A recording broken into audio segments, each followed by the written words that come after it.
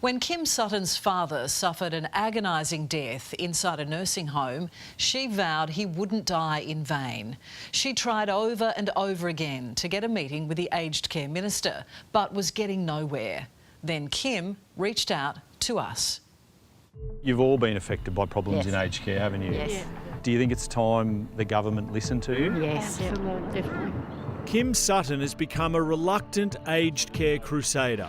Our cameras followed along last month on the 3-hour journey for her and 2 like-minded friends chasing a meeting with aged care minister Annika Wells. So let's hope today's trip's worth it. Kim had already shared her dad's tragic story on A Current Affair. John Curry died an agonising death at an aged care facility in Toowoomba 2 years ago.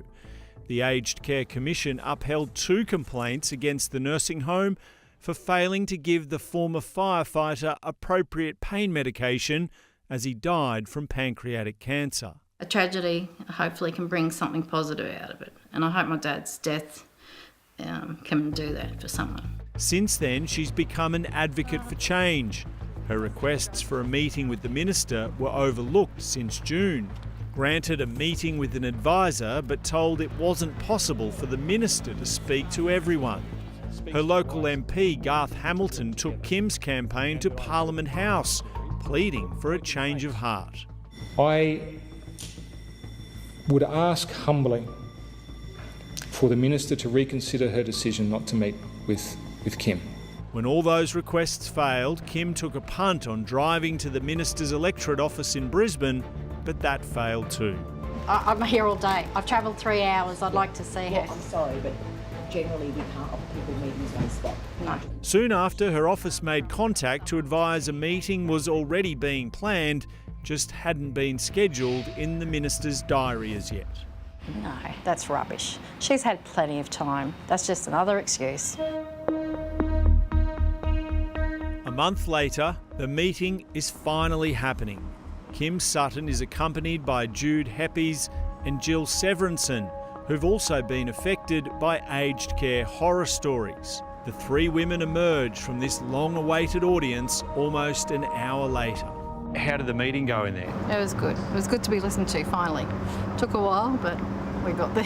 What was the most important thing that you heard in that meeting? That my father was failed.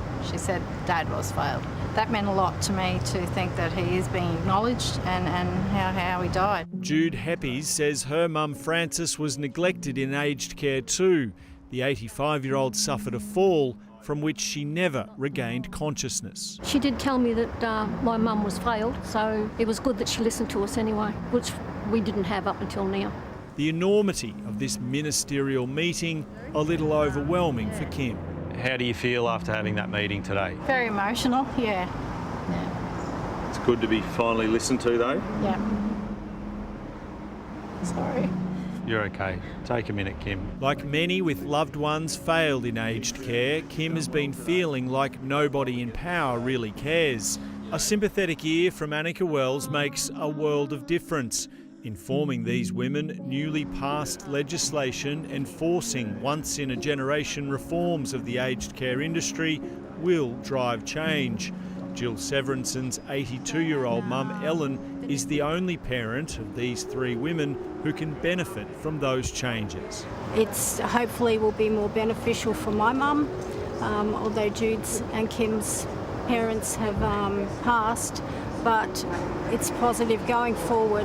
We can't help our parents, we can't help what's happened, but we can help those that need it now. Annika Wells declined our request for an interview, and we really only had one question.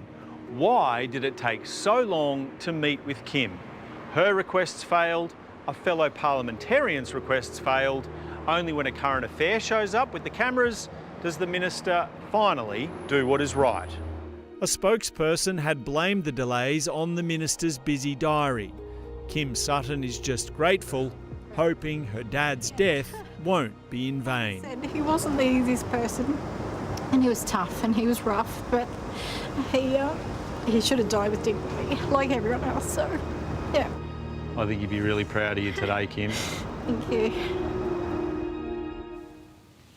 Yeah, and he certainly has plenty to be proud about, Kim. Well done for persevering. And let's hope the aged care reforms are in place quickly and do the job.